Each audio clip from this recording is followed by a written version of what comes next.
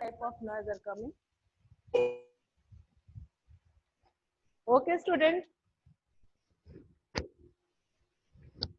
What is sustainable development? So the development should take place without damaging the environment, and development in the present should not compromise with the need of the future generation.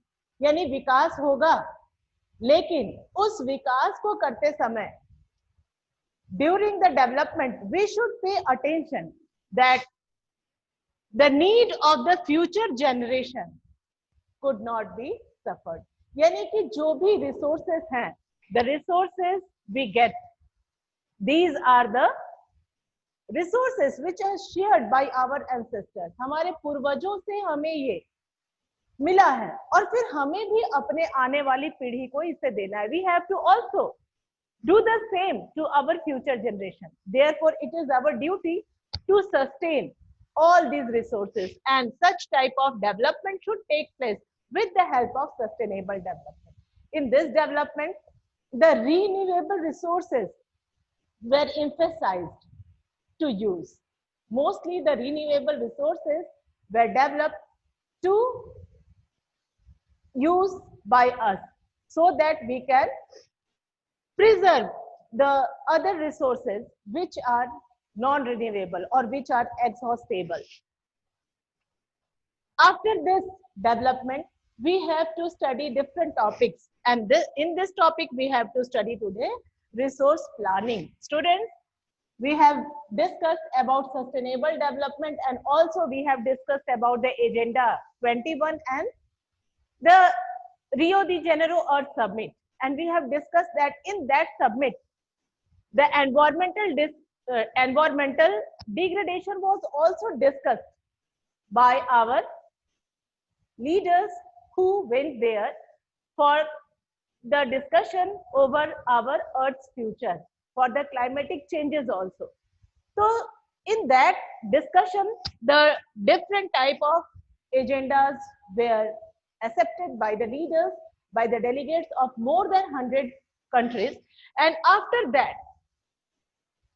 the resource planning was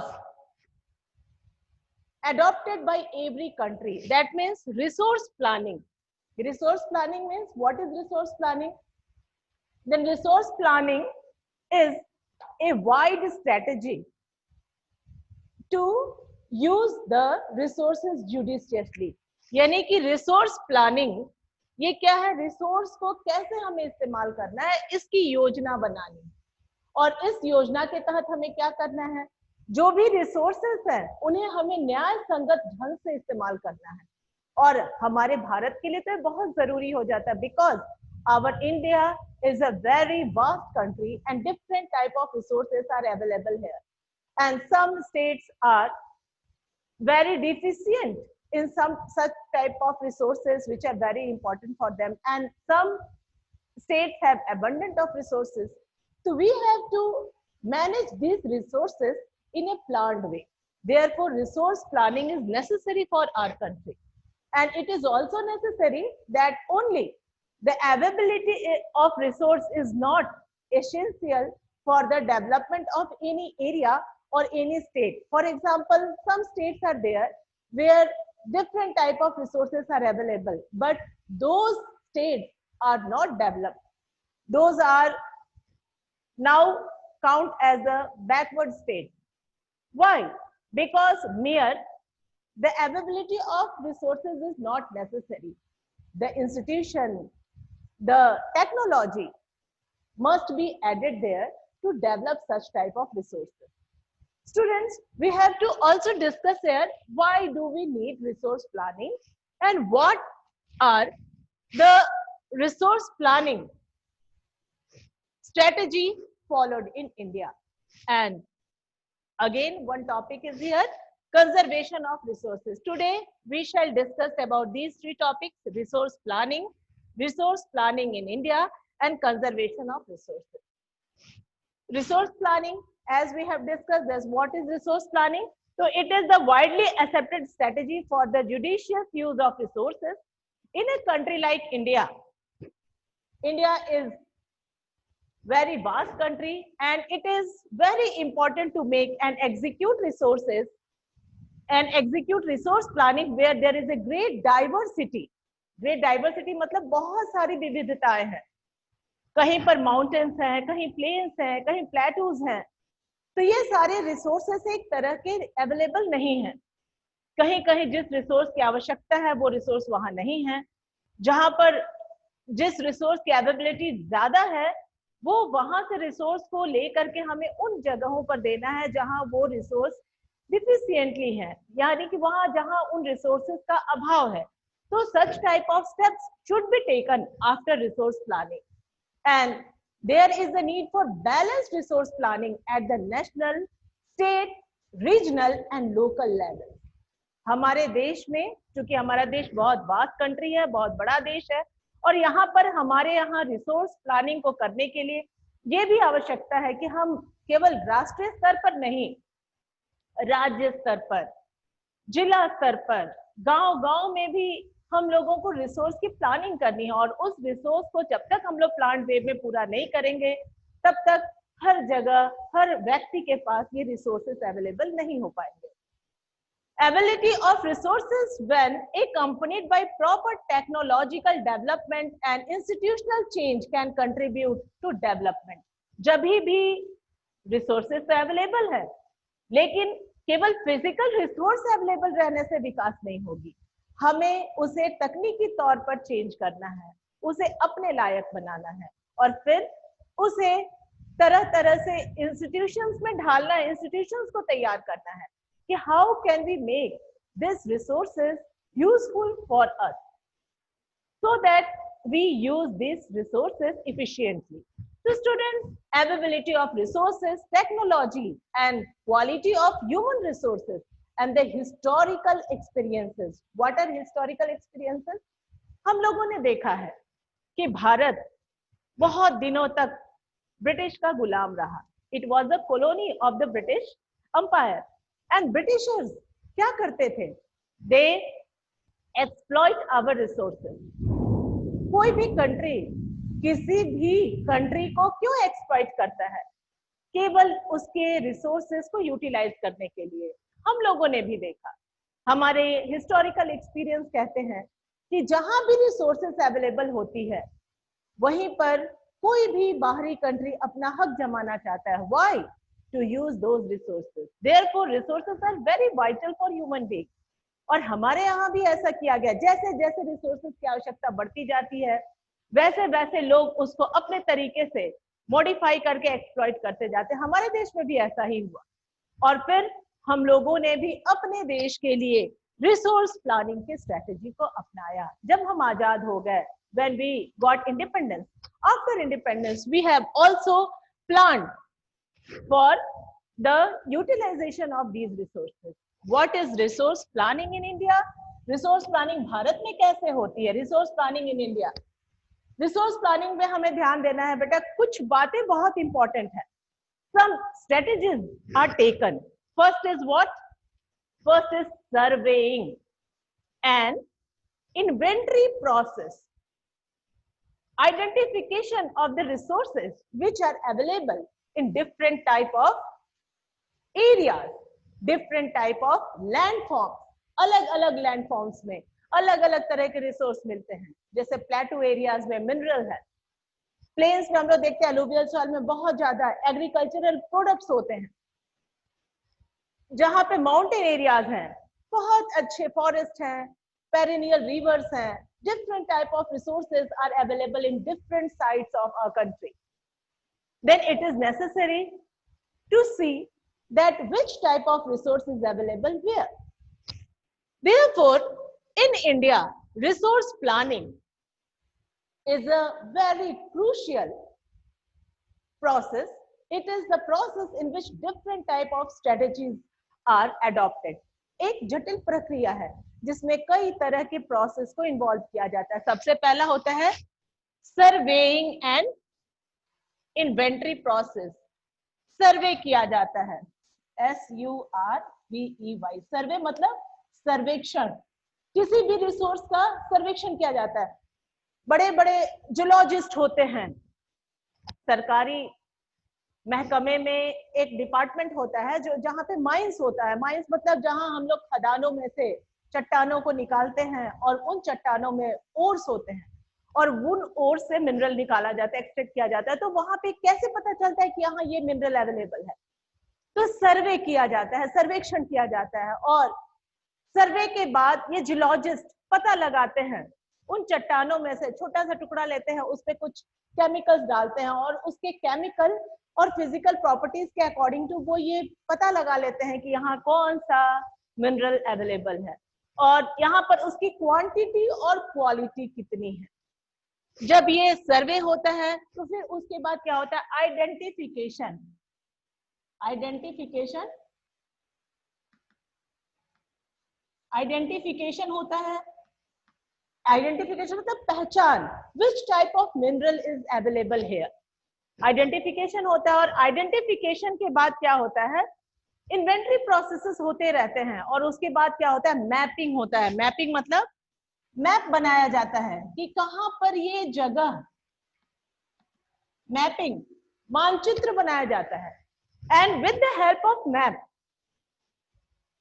we come to know that which place is there, what is the distance from the market where such type of resources are available, how can we reach there, which type of location is there।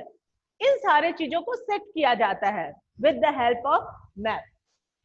Mapping हो जाता है। उसके बाद mapping के बाद क्या होता है? उसको क्वालिटेटिव और क्वांटिटेटिव वे में हम लोग चेक करते हैं। क्वालिटी कैसी है, बहुत अच्छी क्वालिटी की है तब तो हम रिसोर्स को बना लेते हैं, निकालते हैं, उसको यूज करते हैं तो हमारे लिए बेनिफिशियल है।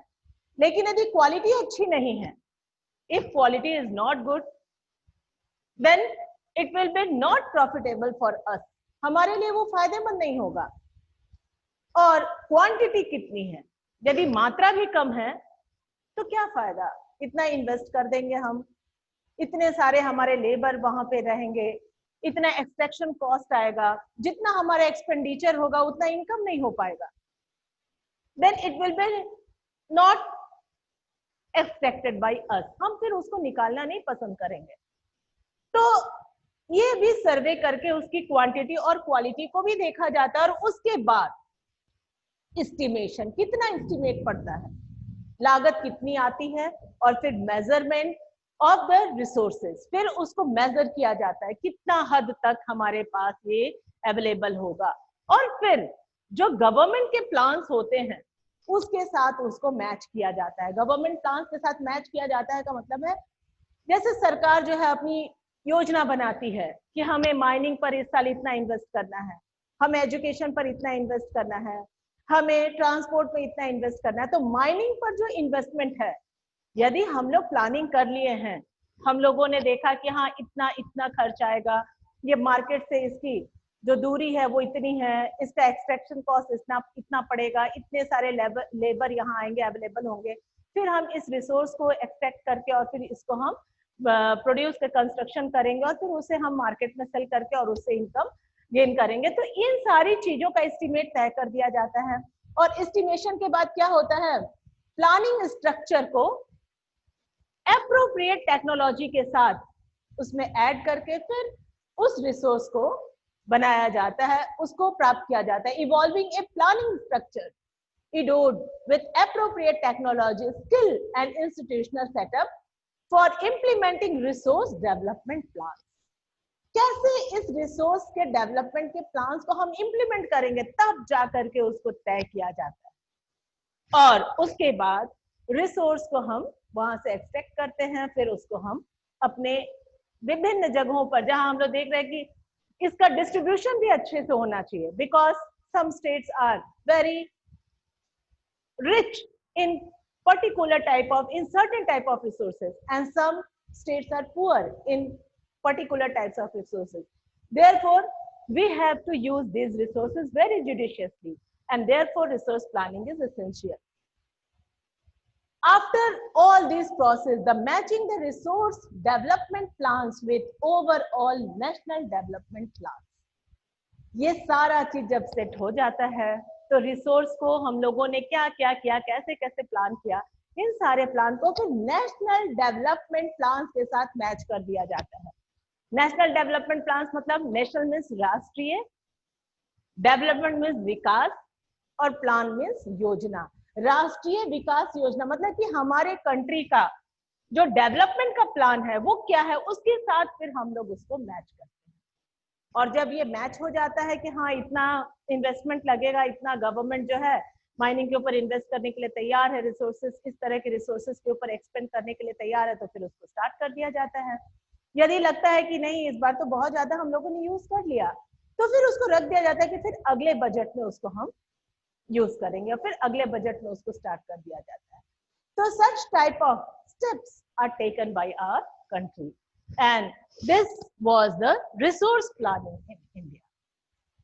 Students, as we know that resources are very important for us, and we have to use these resources very sincerely, होशियारी से इस्तेमाल करना है, ताकि हम उसका अंधाधुंध इस्तेमाल करके उसे बहुत जल्दी समाप्त न कर दें, और ऐसा ना हो कि हमारे फ्यूचर जनरेशन के लिए वो रिसोर्स बचे ही ना। इसीलिए जरूरी हो जाता है conservation of resources, resource conservation, and this is very familiar topic for you because I think you are studying this topic from class 7th, 8th and 9th.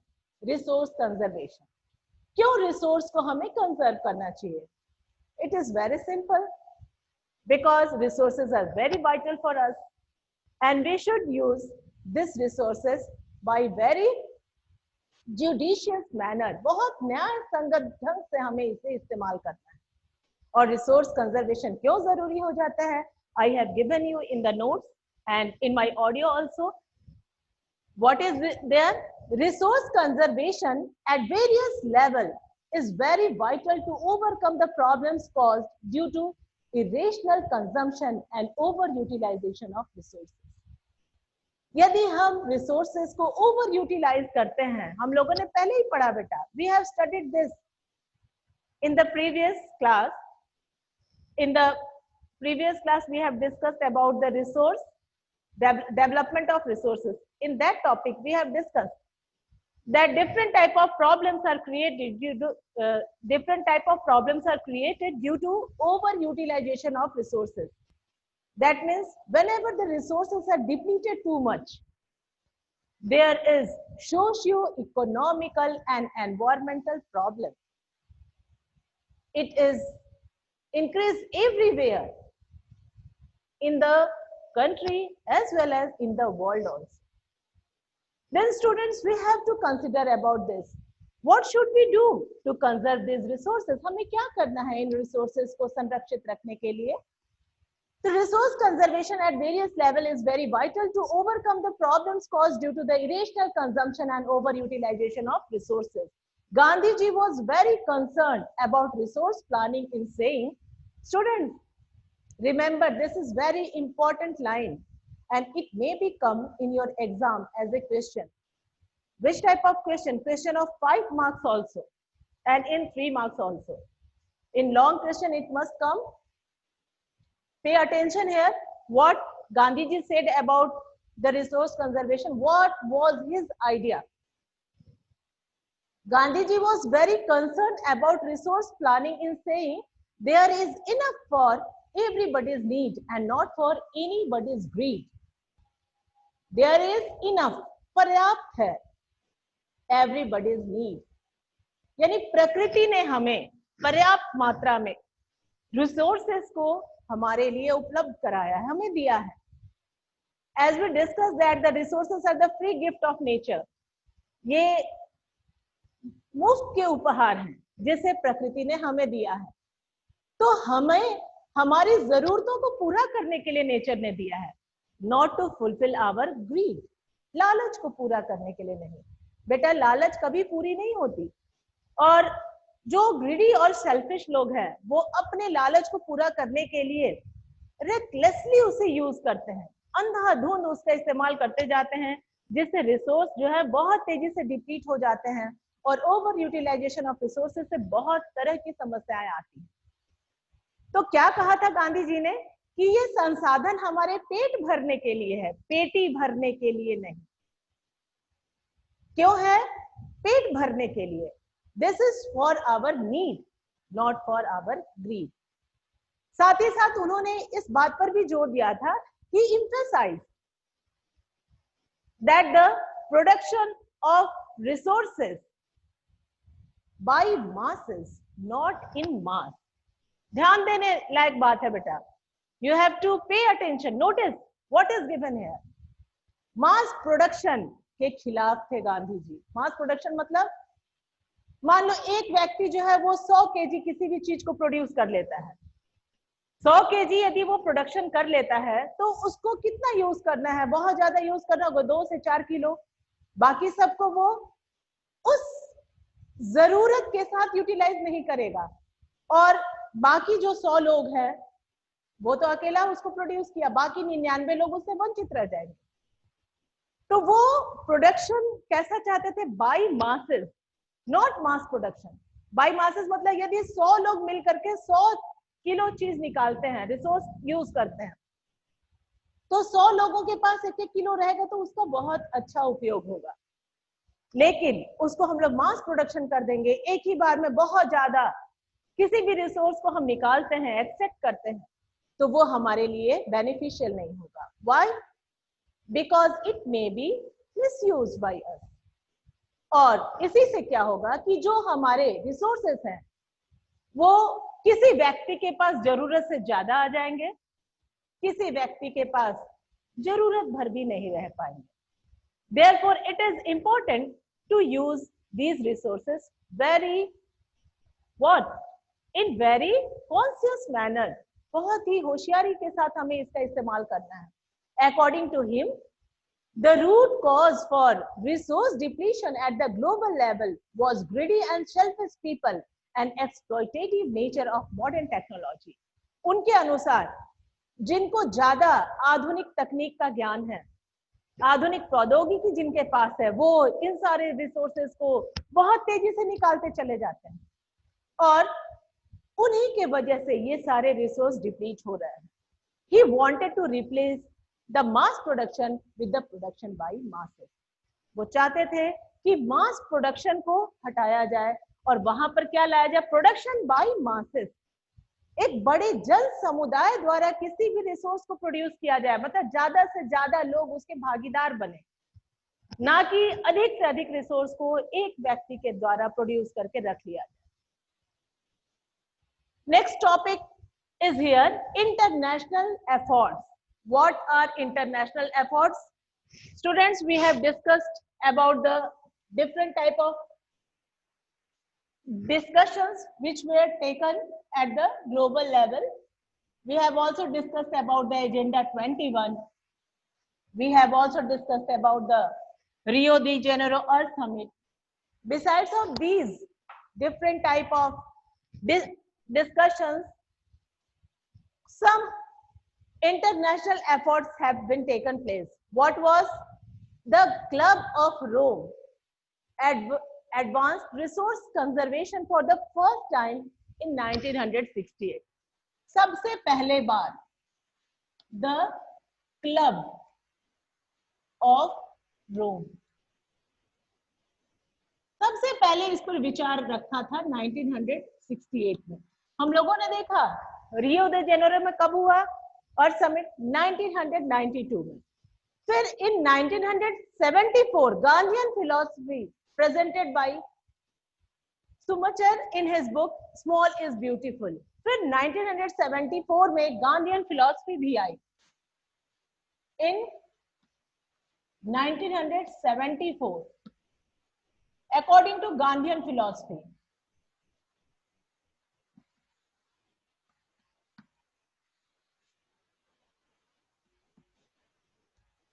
Gandhian philosophy को किसने दिया? एक फिलॉसफर था, एक बहुत ही अच्छा एनवायरमेंटल कंसर्न व्यक्ति था जिसका नाम था सुमाचर।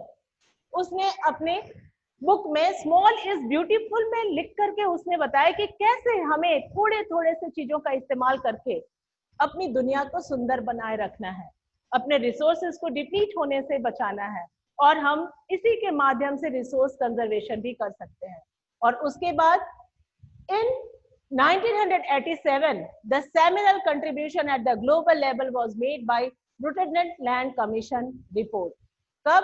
1987 में, in 1987 कहां से हुआ था? ब्रुटेनडेन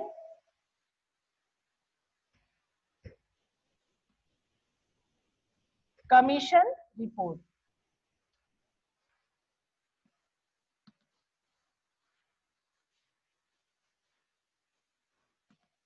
इन सारे समयों पर समय पर तरह तरह के डिस्कशंस किए गए कि कैसे हमें रिसोर्स को कंजर्व करना है, not in the national level, on the international level also. What are these? These are the different type of efforts taken by international levels. Students, our next topic is land resource. Land resource, as we have discussed earlier in the previous classes, that this resource